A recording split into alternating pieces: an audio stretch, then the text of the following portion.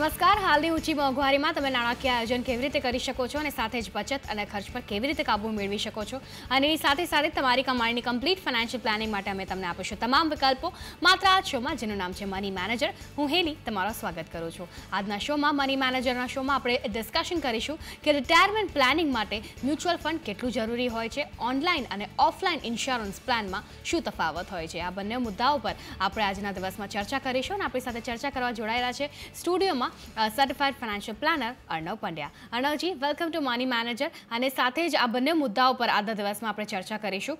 સાથે જ પહેલું એ જ પૂછવા માંગીશ તમને કે રિટાયરમેન્ટ પ્લાનિંગ માટે મ્યુચ્યુઅલ ફંડ્સ કેટલા જરૂરી હોય છે?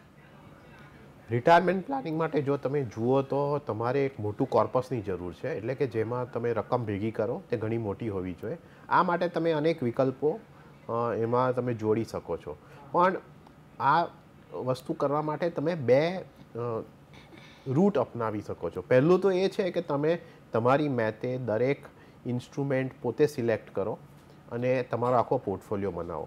બીજી વસ્તુ એ છે કે તમે મ્યુચ્યુઅલ ફંડનો સહારો લો અને એમાં એ જે એકચ્યુઅલ ફંડ બજારમાં છે એનો લાભ લઈને તમે તમારું જે રિક્વાયર્ડ એક્સપોઝર છે તે ઊભું કરો. હવે તમે પોતાની રીતે આખો પ્રક્રિયા કરશો તો પણ એમાં તમારે મ્યુચ્યુઅલ ફંડને તો જોડવા પડશે જ, પણ મ્યુચ્યુઅલ ફંડનો જે રૂટ લો એમાં તમારે ફાયદો એટલો થશે કે તમારી પાસે એક ઇઝી ઓપ્શન છે કે જેમાં તમારે બહુ મહેનત કર્યા વગર માત્ર એક જ જગ્યા પર તમારું આખું રિટાયરમેન્ટ પ્લાનિંગની જે ઇન્વેસ્ટમેન્ટ છે તે એક જ જગ્યા પર થઈ શકે. હવે આવું કેમ બને છે એના પર આપણે ધ્યાન આપીએ. પહેલી વસ્તુ એ કે જ્યારે આપણે રિટાયરમેન્ટની વાત કરીએ ત્યારે તમારું જે એક્સપોઝર હોય તે બેલેન્સ થવું જોઈએ. બેલેન્સ્ડ એક્સપોઝરનો મિનિંગ એ કે એમાં ઇક્વિટી, ડેટ બધાનો સમાવેશ થવો જોઈએ. અને ઇક્વિટી એટલા માટે કારણ કે એમાં તમને ગ્રોથનો ચાન્સ રહે, તમારી પાસે સમયગાળો હજી લાંબો છે એટલે એનો લાભ લઈ શકો. ડેટ એટલા માટે કે સ્ટેબિલિટી આવે અને તમારે એટલું પણ ધ્યાન રાખવું જરૂરી છે કે જ્યારે રિટાયરમેન્ટની વાત આવે ત્યારે તમારી પાસે બહુ જોખમ લેવાની પણ એટલી બધી તક હોતી નથી. આ ઉપરાંત જ્યારે તમે મ્યુચ્યુઅલ ફંડ તરફ ધ્યાન આપો તો ફાયદો એ થાય છે કે મ્યુચ્યુઅલ ફંડ પાસે સ્પેસિફિક એવી સ્કીમ્સ છે જેમાં જો તમે રોકાણ કરો તો તમને રોકાણ માટેના તમારે માટે ઓપ્શન મળી રહે. આ પ્રકારની મ્યુચ્યુઅલ ફંડની બે સ્પેસિફિક સ્કીમ છે, UTI retirement benefit pension plan અને ટેમ્પલ્ટન ઇન્ડિયા પેન્શન પ્લાન. આ સ્કીમ માત્ર રિટાયરમેન્ટ માટે જ છે અને એના જે ફીચર્સ છે એ પણ એ રીતે કરવામાં આવ્યા છે કે જેનાથી તમે જ્યારે યંગ હો અને તમે કામ કરતા હો ત્યારે તમે રોકાણ કરી શકો છો અને 58 વર્ષ તમારા થાય ત્યાર પછી એમાંથી તમે દર મહિને પેન્શનનો લાભ મેળવી શકો છો. ઓકે, એટલે તમે જ્યારે પીપીએફની અર્ણવજી વાત કરી રહ્યા છો ત્યારે જે અહીંયા જે સીપીઆઈ છે, જે ઇન્ફ્લેશન છે, કન્ઝ્યુમર પ્રાઇસ ઇન્ડેક્સ છે, એ કોન્સ્ટન્ટ અત્યારે વધતું જઈ રહ્યું છે છેલ્લા 5 વર્ષમાં જે આપણે ટ્રેન્ડ જોવા જઈએ તો તમને શું લાગે છે એની ક્યાંક ને ક્યાંક અસર આપણને અહીંયા જોવા મળી શકે છે? જો તમે જ્યારે કોઈ પણ રિટાયરમેન્ટ પ્લાનિંગની વાત કરો ત્યારે તમારે એટલું ધ્યાનમાં રાખવું જોઈએ કે ઇન્ફ્લેશન એક બહુ મોટી ભૂમિકા ભજવશે. કારણ કે ઇન્ફ્લેશનના લીધે તમારે શું થશે કે જે રકમ તમે પહેલાં વિચારી હોય એનામાં તમારે ઇન્ફ્લેશન જોડીને તમારે પછી મોટી રકમ એમાં લેવી પડશે. આ માટે તમારે એટલું ધ્યાન રાખવું જરૂરી છે કે જ્યારે તમે ઇન્ફ્લેશનની વાત કરો ત્યારે એ ઇન્ફ્લેશન તમારા કેલ્ક્યુલેશનમાં આવી જવું જોઈએ. અને આ ઇન્ફ્લેશનનું કેલ્ક્યુલેશન તમારે એ જ રીતે કરવું જોઈએ કે જેમ જેમ તમે સમયગાળો જતો જાય તેમ તમારે એટલું ધ્યાન રાખવું જોઈએ કે તમે તમારી રકમ જે તમે ઇન્વેસ્ટ કરો છો કે રોકાણ કરો છો એ પણ વધી જાય, કારણ કે એ વધવાથી તમને આખું ઇન્ફ્લેશનનું જે બેનિફિટ છે એ કંટ્રોલમાં રહેશે. બીજી વસ્તુ એ કે જ્યારે તમે બેલેન્સ્ડ એક્સપોઝર લો છો જેમાં ઇક્વિટીનો પણ ભાગ આવે છે ત્યારે આ ઇક્વિટીના ભાગના લીધે તમારે જે અર્નિંગ્સ કેપેસિટી છે એ પણ વધી જાય છે અને એને લીધે તમે પાછી ઇન્ફ્લેશનનો સામનો કરી શકો છો. ઓકે, એટલે અહીંયા તમારે એ જ પ્રમાણે તમારું જે મ્યુચ્યુઅલ ફંડમાં જે ઇન્વેસ્ટમેન્ટ છે એ રીતે ધ્યાન રાખવું પડશે કે આવનારા સમયમાં ઇન્ફ્લેશન જે વધતું જવાનું છે એના જ પ્રમાણે તમે એટ પાર આવી શકો અને સાથે જ જે તમારું રોકાણ છે એ તમારું વેસ્ટ ના જાય ને તમને વળતર પણ સારું મળી રહે. અહીંયા અર્ણવજી એક વસ્તુ પૂછવા માંગીશ કે શું મ્યુચ્યુઅલ ફંડ્સ ફિક્સ ડિપોઝિટની જેમ સ્ટેડી રિટર્ન્સ આપી શકે છે? જો તમે ડેટ ફંડમાં જાઓ કે જે ફિક્સ ડિપોઝિટ જેવા રીતે બિહેવ કરે જેમ કે ફિક્સ મેચ્યોરિટી પ્લાન, તો એ તમને ફિક્સ ડિપોઝિટની જેમ એક રેગ્યુલર સ્લો સ્ટેડી રિટર્ન આપી શકે છે. પણ જ્યારે તમે રિટાયરમેન્ટની વાત કરો ને તમે બેલેન્સ્ડ ઓપ્શનમાં જતા હો ત્યારે એમાં થોડી વધઘટ તો રહેવાની જ. એટલે એમાં જે તમારે સ્ટેડી એપ્રિસિએશન છે એમાં થોડી તમને ફરક જોવા મળશે. કારણ કે જ્યારે પણ આપણે આ રિટાયરમેન્ટ પ્લાનિંગની વાત કરીએ ને એના જે ફંડ્સની વાત કરીએ તો એમાં એવું હોય છે કે 60 થી 65% જે પોર્ટફોલિયો હોય છે તે ડેટમાં હોય છે અને બાકીનો ઇક્વિટીમાં હોય છે. એટલે આ જે 60 થી 65% જે પોર્ટફોલિયો છે તે સ્ટેબિલિટી આપે છે, તે રેગ્યુલર રિટર્ન આપે છે અને ઇક્વિટીમાં થોડી વધઘટ થયા કરે એ પ્રમાણે થોડું ફ્લક્ચ્યુએશન થાય છે. એટલે તમને રિટાયરમેન્ટ પ્લાનિંગના જે ઓપ્શન છે એમાં જરૂરી નથી કે આ પ્રકારનું સ્ટેડી રેટ ઓફ રિટર્ન મળે, પણ તમે એ પણ ઊભું કરી શકો છો. પણ જે રીતે એક્સપોઝર છે આ પ્રકારના પ્લાનમાં એમાં તમને આનો લાભ મળી શકે છે. જી, એટલે એક્સપોઝર જે તમારું છે એ બંનેમાં ઇક્વલ રાખો, ડેટ અને ઇક્વિટી બંનેમાં. તો જો કે તમને ફિક્સ જે તમારે ઇન્કમ જોઈએ છે એ તમને ડેટથી મળી રહે, ડેટ ફંડથી તમારા, અને સાથે જે તમારે મોંઘવારી એટલે કે ઇન્ફ્લેશનના વધતા જે ફ્લક્ચ્યુએશન છે એ તમારા ક્યાંક ને ક્યાંક ઇક્વિટીમાં સોલ્વ થઈ જાય. એવી રીતે તમે તમારો જે બેલેન્સ પોર્ટફોલિયો બનાવશો તો તમને આગળના સમયમાં ઘણા સારા વળતર અહીંયાથી મળી શકે છે તમારા જે રિટાયરમેન્ટ પ્લાનિંગ માટે જે તમે મ્યુચ્યુઅલ ફંડ્સની સિલેક્શન કરો છો એના પરથી. અર્ણવજી સાથે બીજી વસ્તુઓ પર ચર્ચા કરીશું, બીજા મુદ્દાઓ પર ચર્ચા કરીશું, પણ અત્યારે મની મેનેજરમાં લઈ લે એક બ્રેક.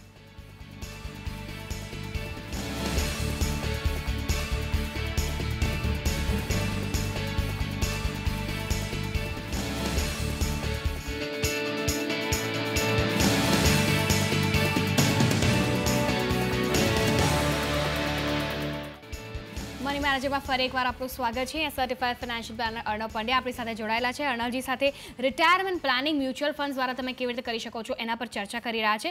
સાથે જ અહીંયા જે સવાલ આવી રહ્યો છે આપણા મનમાં એ જ છે અર્ણવજી કે રિટાયરમેન્ટ પ્લાનિંગમાં અગર કોઈને મંથલી ઇન્કમ જોઈતી હોય તો પછી એ કેવી રીતે એમનું ફંડ અલોકેશન કરી શકે છે, કેવી રીતે પોર્ટફોલિયો બનાવી શકે છે, કયા પ્લાન્સ ઇન્વોલ્વ છે એમાં? જો જ્યારે તમે રિટાયરમેન્ટ પ્લાનિંગની વાત કરો તો બે વસ્તુ હોય છે. પહેલી વસ્તુ એ કે તમે જે રોકાણ કરો તે આખી પ્રક્રિયા જે તમારા રિટાયરમેન્ટ સુધી ચાલે છે અને ત્યાર પછી જે રકમ આવે છે તેમાંથી તમે જે રેગ્યુલર કેશ ફ્લો મેળવો તે બીજી પ્રક્રિયા છે. એટલે પહેલાં જ્યારે તમે કમાતા હો ત્યારે તમારે રોકાણ પર ધ્યાન આપવું જોઈએ અને રિટાયરમેન્ટ પછી તમારે એ જોવું જોઈએ કે તમે રેગ્યુલર ઇન્કમ કે રેગ્યુલર આવક આમાંથી કેવી રીતે મેળવી શકશો. હવે અત્યારની તમે હાલત જુઓ તો તમારે જ્યારે તમે રિટાયર થાઓ ત્યારે તમારી પાસે શું ઓપ્શન છે એના પર તમારે ધ્યાન કેન્દ્રિત કરવું પડે. એટલે જો માનો કે તમે અત્યારના સમયમાં રિટાયર થતા હો તો તમારી પાસે અનેક ઓપ્શન છે, મંથલી ઇન્કમ પ્લાન્સ છે કે પેન્શન પ્લાન્સ છે, એ તમે લઈ શકો છો જેને લીધે તમને આ પ્રકારની રેગ્યુલર ઇન્કમ મળે. આ ઉપરાંત જો તમે જે આપણે વાત કરી તે મ્યુચ્યુઅલ ફંડના જે રિટાયરમેન્ટના પ્લાન છે એમાં તમે રોકાણ કરો તો એ પ્લાનમાં પણ તમને ઓપ્શન રહે છે કે દર મહિને તમે એક રેગ્યુલર સમ કે રેગ્યુલર રકમ એમાંથી વિડ્રો કરી શકો અને એ તમારો કેશ ફ્લો બની જશે. એટલે જે આ રિટાયરમેન્ટની જે સ્કીમ્સ છે એમાં આ આખો ભાગ પણ એમાં સમાવેશ થઈ જવામાં આવે છે અને એનો લાભ તમે પૂરી રીતે લઈ શકો છો. જી, એટલે આવી રીતે તમે મંથલી ઇન્કમ તમારી જે છે એ જનરેટ કરી શકો છો રિટાયરમેન્ટ પ્લાનિંગમાં મ્યુચ્યુઅલ ફંડ્સના જો તમે અલોકેશન કરો એના દ્વારા. તો આ હતું રિટાયરમેન્ટ પ્લાનિંગ, તમે મ્યુચ્યુઅલ ફંડ્સથી કેવી રીતે થ્રુ કરી શકો છો એના વિકલ્પો. અને હવે જાણીએ બીજા મુદ્દા પર હવે નજર કરીએ કે ઓનલાઈન અને ઓફલાઈન જે ટર્મ ઇન્સ્યોરન્સ પ્લાન્સ પોલિસીઝ હોય છે એમાં કેટલો ફરક હોય છે. અહીંયા પહેલું એ જ પૂછવા માંગીશ અર્ણવજી તમને કે ઓનલાઈન અને ઓફલાઈન જે ટર્મ ઇન્સ્યોરન્સ હોય છે એમાં કેટલો તફાવત હોય છે? જ્યારે આપણે ટર્મ ઇન્સ્યોરન્સ તરફ ધ્યાન આપીએ તો આ એક એવા પ્રકારનું ઇન્સ્યોરન્સ છે જેમાં તમે પ્રીમિયમ આપો અને એમાં એક સ્પેસિફિક સમયગાળા માટે તમને કવરેજ મળે છે. એ કવરેજ તમે 10, 15, 20, 25 વર્ષ માટે લઈ શકો છો અને જો તમારું આ સમયગાળા દરમિયાન મૃત્યુ થાય તો જ તમારા ડિપેન્ડન્ટને એ જે પોલિસીની રકમ છે તે મળશે. જો તમે આ સમયગાળા સુધીમાં તમે જીવિત રહ્યા તો પછી તમારા ડિપેન્ડન્ટ્સને કોઈ રકમ નહીં મળે ને એમાં પ્રીમિયમ પણ તમને પાછું નહીં આવે. એટલે આ ધ્યાનમાં રાખીને તમારે હવે જ્યારે તમે ટર્મ ઇન્સ્યોરન્સ લેવા જાઓ ત્યારે તમારી પાસે બે વિકલ્પ રહે છે. એક તો તમે ટ્રેડિશનલ રીતે લો જેને આપણે ઓફલાઈન કહીએ છીએ, જેમાં તમે એજન્ટ પાસે જાઓ, એની પાસે ફોર્મ ભરો અને બધી તમારી ડિટેલ્સ આપો, મેડિકલ ચેકઅપ જરૂરી હોય તો કરો અને પછી એ પોલિસી લો. બીજું ઓપ્શન એ છે કે તમે ઇન્સ્યોરન્સ કંપનીની વેબસાઇટ પર જાઓ, ઓનલાઈન જ બધી ડિટેલ્સ ભરી દો, ત્યાંથી તમને જેમ કહેવામાં આવે તેમ મેડિકલનું તમે ચેક કરાવો અને પછી એ લો. એટલે આ તફાવત એટલી જ છે કે પહેલાંમાં તમે ઓનલાઈન આખી પ્રક્રિયા પૂરી પાડી શકો છો. જી, એટલે ઓનલાઈન ઓફલાઈન આ જે ઇન્સ્યોરન્સ ટર્મ પ્લાન્સ છે જેમાં એમાં એ જ મેઇન તફાવત છે કે તમે ઓનલાઈન ઇન્સ્યોરન્સ જે ટર્મ પોલિસીઝ હોય એમાં તમે ઓનલાઈન બધું તમે તમારી વિગતો નાખી શકો છો અને ઓનલાઈન તમે એનું સિલેક્શન કરી શકો છો. સાથે જ ઓફલાઈન જે ટર્મ ઇન્સ્યોરન્સ હોય છે એમાં તમારા ઘરે કે તમારી ઓફિસ પર બ્રોકર કે ઇન્સ્યોરર આવે જેમાં તમે તમારી ડિટેલ્સ આપી શકો છો ને એવી રીતે ટ્રેડિશનલ વેમાં તમે તમારો ઇન્સ્યોરન્સ પ્લાન સિલેક્ટ કરી શકો છો. હવે બીજો અત્યારે સવાલ એ ઉઠે છે કે ટર્મ પ્લાનના સિલેક્શન માટે લો પ્રીમિયમ હોવું જરૂરી છે, એ મેઇન ક્રાઇટેરિયા છે અર્ણવજી? જ્યારે તમે ટર્મ પોલિસી તરફ ધ્યાન આપો તો આમાં તમને કોઈ બીજો બેનિફિટ મળતો નથી. એટલે કે જો મૃત્યુ થાય તો જ રકમ મળે છે, મૃત્યુ ના થાય તો કોઈ રકમ મળતી નથી. એટલે આ ધ્યાનમાં રાખીને તમારે માત્ર પ્રીમિયમ તરફ ધ્યાન આપવું જોઈએ એક બાજુ પર, કે જેને લીધે ઓછું પ્રીમિયમ હોય તો તમને લાભ થશે. બીજી બાજુ તમારે સેટલમેન્ટ રેશિયો પણ જોવો જરૂરી છે, કારણ કે તમારે એ પણ ધ્યાન રાખવું જોઈએ કે ઇન્સ્યોરન્સ કંપની તમને તમારો ક્લેમ કઈ રીતે પાછો આપે છે અને કેટલા ટકા સુધી એ ઓનર કરે છે.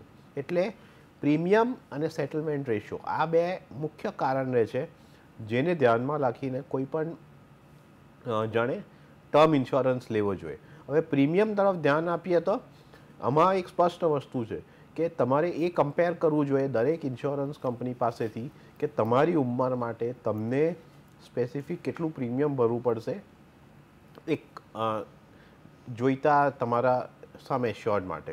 એટલે જ્યારે તમે આ કરો ત્યારે તમને ખ્યાલ આવશે કે તમારો કોસ્ટ કેટલું રહે છે અને એમાં જો તમે ઓછી કોસ્ટવાળી કંપની તરફ જાઓ એનો સેટલમેન્ટ રેશિયો જોઈને તો એમાં તમે જે નિર્ણય લો તે યોગ્ય રહેશે. જી, એટલે ત્યારે જ્યાં સેટલમેન્ટ રેશિયો પર જ્યારે વાત આવીને અટકી છે ત્યારે જ હું અર્ણવજી તમને એ જ પૂછવા માંગીશ કે ક્લેમ સેટલમેન્ટ રેશિયો જે હોય છે એમાં કોઈ તફાવત હોય છે ઓનલાઈન અને ઓફલાઈન ટર્મ ઇન્સ્યોરન્સ પ્લાન્સમાં? તમને ઓનલાઈન ને ઓફલાઈન ટર્મ ઇન્સ્યોરન્સ પ્લાન્સમાં એવી રીતે આંકડા નહીં મળે કે જે તમને બતાવે કે એમાં કેટલી તફાવત હોય છે, પણ તમને ઇન્સ્યોરન્સ કંપની મુજબ જોવા મળશે કે દરેક ઇન્સ્યોરન્સ કંપનીનો કેટલો ક્લેમ રેશિયો છે. એટલે આ ક્લેમ રેશિયો એ દર્શાવે છે કે જેટલા ક્લેમ આવે એમાંથી ઇન્સ્યોરન્સ કંપની કેટલા ક્લેમ તેના રોકાણકારોને એકચ્યુઅલી આપે છે કે પરત કરે છે. એટલે જો આ રેશિયો વધારે હોય તો એનો મિનિંગ એ થાય છે કે વધારે રેશિયોવાળી કંપની સારી હોય, કારણ કે એના મોટાભાગના ક્લેમ એ ઓનર કરે છે. એટલે તમારે એ જ ધ્યાનમાં રાખવું જોઈએ કે હું જે ઇન્સ્યોરન્સ કંપનીમાં જાઉં છું એનો ક્લેમ રેશિયો કેટલો છે, અને જો તમે IRDAની વેબસાઇટ પર જઈને એના રિપોર્ટ્સને બધું ઉપર ધ્યાન આપો તો એમાંથી તમને આંકડો મળી આવશે. જી, સાથે જ અહીંયા જે IRDAની જે સ્પેસિફિકલી વેબસાઇટ લોન્ચ કરવામાં આવી છે ગવર્મેન્ટ દ્વારા, એમાં તમને ખબર પડશે કે કેટલી ટર્મ પોલિસીઝ અને કેટલા ક્રાઇટેરિયામાં આવી રહી છે અને સાથે જ કેટલા પ્રીમિયમ છે, અને તમે ઓબ્વિયસલી એની કમ્પેરિઝન બી કરી શકો છો કે કઈ ટર્મ પોલિસીઝ કેટલા પ્રીમિયમ પર આપે છે અને કેટલું વળતર તમને તમારા ડેથ બાદ કે તમારી જે લાઈફ ઇન્સ્યોરન્સ પોલિસી છે એની પતવા બાદ તમને જે મળશે તે. તો સાથે જ એમાં કમ્પેરિઝન બી થઈ શકે છે. એટલે ઓનલાઈન ટર્મ ઇન્સ્યોરન્સ પોલિસી જો તમે સિલેક્ટ કરો તો એમાં તમને 2-3 ફાયદાઓ આ બધા મળી શકે છે. સાથે જ બીજા ફાયદા અને નુકસાન પર વાત કરીશું અર્ણવજી સાથે, પણ અહીંયા લઈ લઈએ એક બ્રેક.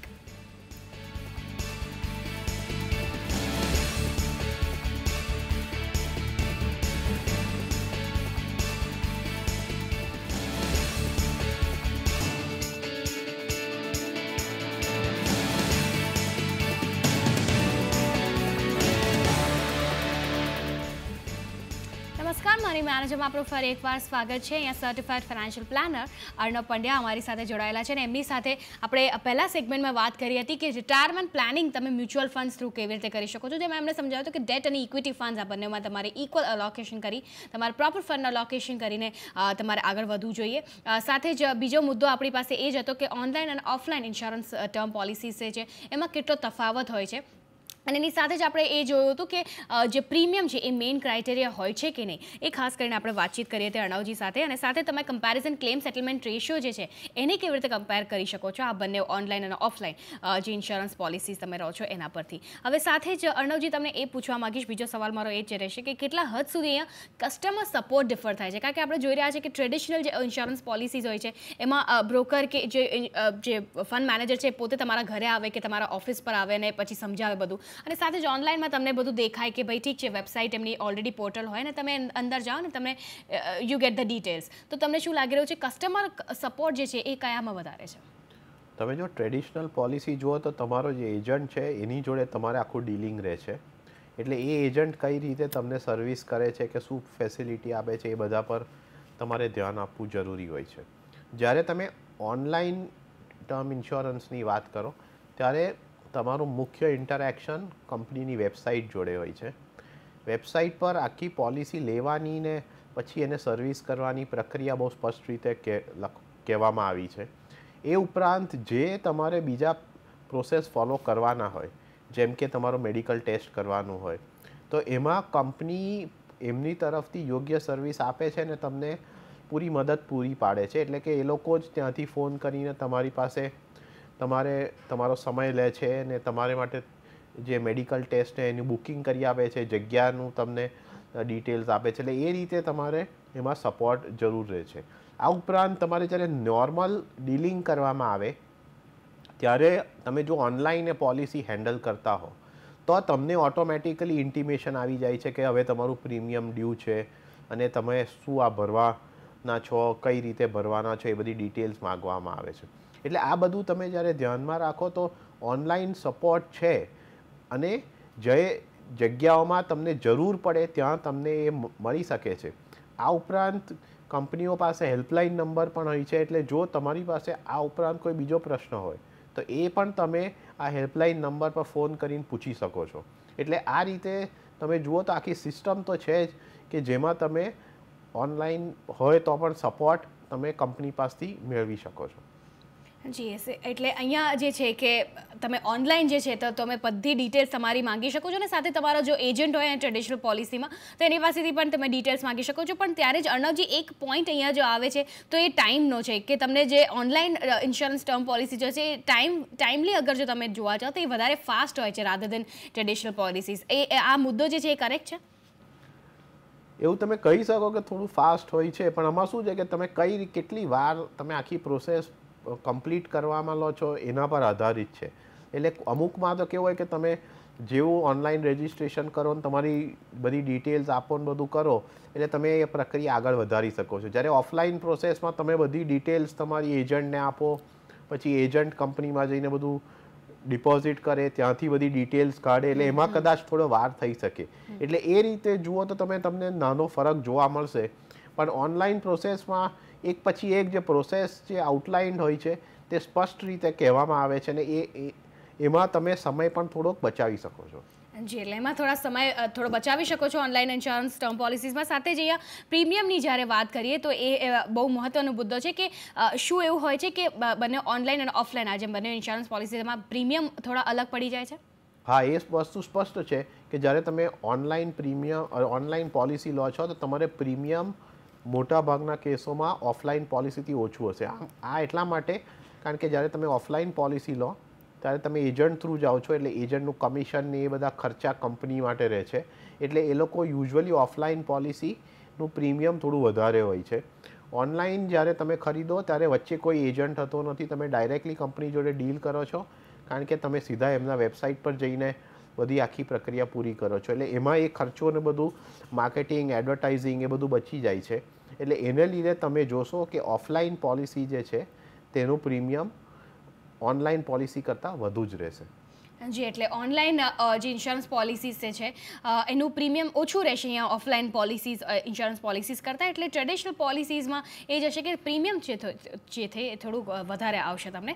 એ અહીંયા મુદ્દો ખાસ હાઇલાઇટ કરવા લાયક છે. અને સાથે જ હવે વાત કરીએ તો ઓનલાઈન ટર્મ ઇન્સ્યોરન્સ પોલિસીને બાકી પ્લાન સાથે કમ્પેર થઈ શકે છે, કારણ કે જેમ કે આપણે જોઈ રહ્યા છીએ કે ઘણી બધી એડવર્ટાઇઝમેન્ટ્સ પણ હોય છે કે you can compare your insurance policies. તો એ કેટલા હદ સુધી અહીંયા જસ્ટિફાઈડ છે?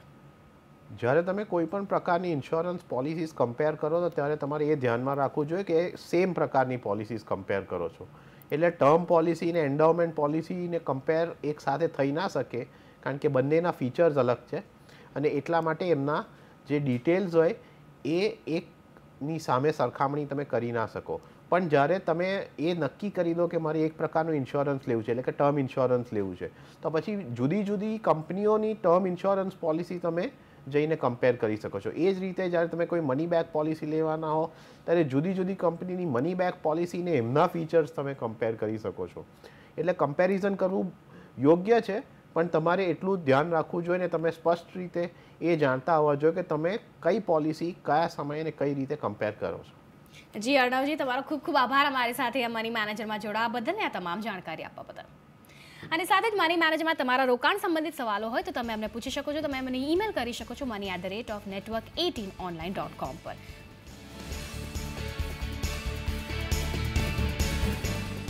તો મની મેનેજરમાં હાલ આટલું જ. અત્યારે મને આપશો રજા, પણ તમે વધુ સમાચારો માટે જોતા રહેજો CNBC બજાર. નમસ્કાર.